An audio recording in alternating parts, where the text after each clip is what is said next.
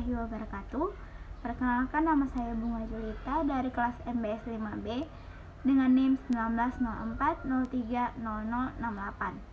Nah, adapun di video kali ini saya akan menjelaskan apa sih itu ROE, EPS, PIR, PBIF, dan DIR. Nah, di mana istilah-istilah ini biasanya dipergunakan dalam dunia jual beli saham. Nah, yang pertama adalah return on equity atau singkatan dari ROE. Nah, ROE ini termasuk dalam golongan rasio profitabilitas. Rumusnya adalah laba bersih setelah pajak dibagi dengan total aktiva. Semakin tinggi ROE, maka perusahaan tersebut semakin baik. Biasanya investor akan lebih memilih perusahaan dengan ROE yang tinggi, dikarenakan perusahaan tersebut dapat mengelola modalnya sehingga menghasilkan laba yang lebih besar. Nah, yang kedua adalah istilah EPS atau earning per share. EPS adalah laba perusahaan yang dibagi per lembar saham. EPS ini termasuk dalam golongan rasio harga pasar. Dengan rumusnya adalah pendapatan bersih perusahaan selama 1 tahun dibagi dengan jumlah rata-rata lembar saham yang beredar. Semakin meningkat nilai EPS dari tahun ke tahun, maka perusahaan tersebut akan semakin baik, dikarenakan laba perusahaan tersebut semakin meningkat, serta perusahaan dapat dikatakan selalu bertumbuh. Contohnya, apabila suatu saham memiliki nilai EPS sebesar Rp500, maka saham tersebut akan menghasilkan laba sebesar Rp500 pula setiap lembar sahamnya. Nah, istilah yang ketiga adalah price to earning ratio yang disingkat dengan PIR. PIR ini merupakan rasio yang menggambarkan harga saham sebuah perusahaan dibagikan dengan keuntungan atau laba yang dihasilkan perusahaan tersebut atau EPS. Nah, PIR ini termasuk dalam golongan rasio harga pasar yang dirumuskan dengan harga saham dibagi dengan nilai EPS. Analisa PIR di suatu perusahaan dapat kita lakukan dengan cara membandingkan PIR dalam industri sejenis.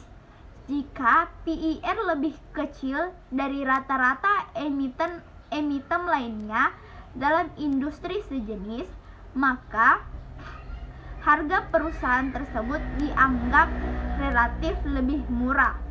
Saham dengan PIR yang rendah akan banyak diminati oleh para investor.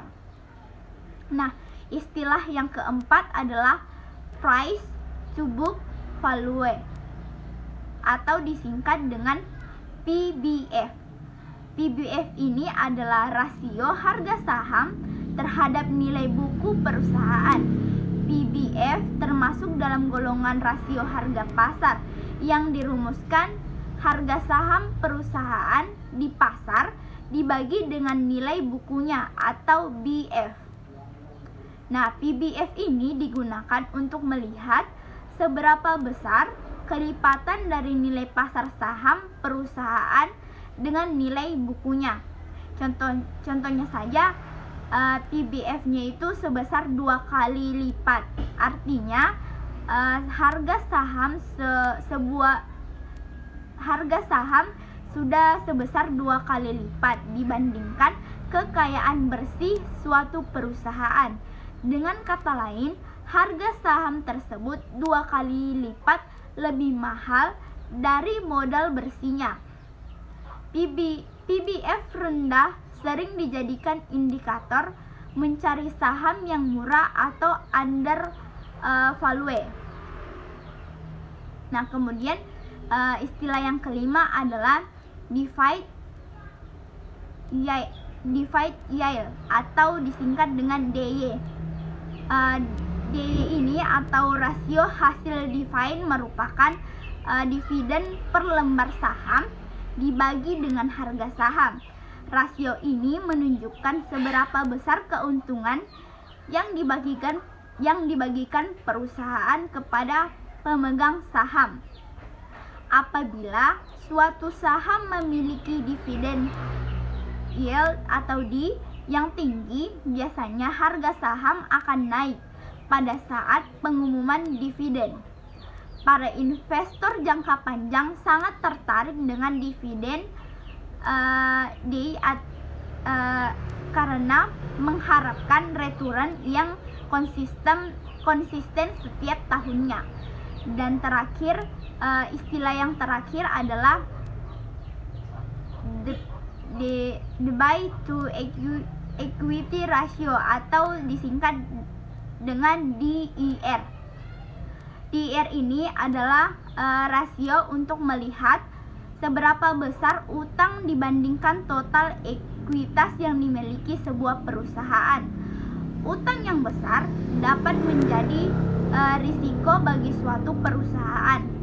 Dalam menilai kesehatan utang suatu perusahaan dapat dijadikan adapun contohnya dia dapat dianalisa sebagai berikut. Contohnya itu DER-nya itu lebih besar daripada 1.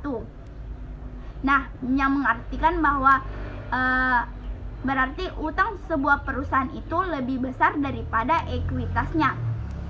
Nah, sedangkan yang satunya DER itu lebih kecil dari 1, yang mengartikan bahwa utang suatu perusahaan lebih kecil daripada ekuitasnya. Nah, perusahaan yang baik adalah perusahaan yang memiliki DER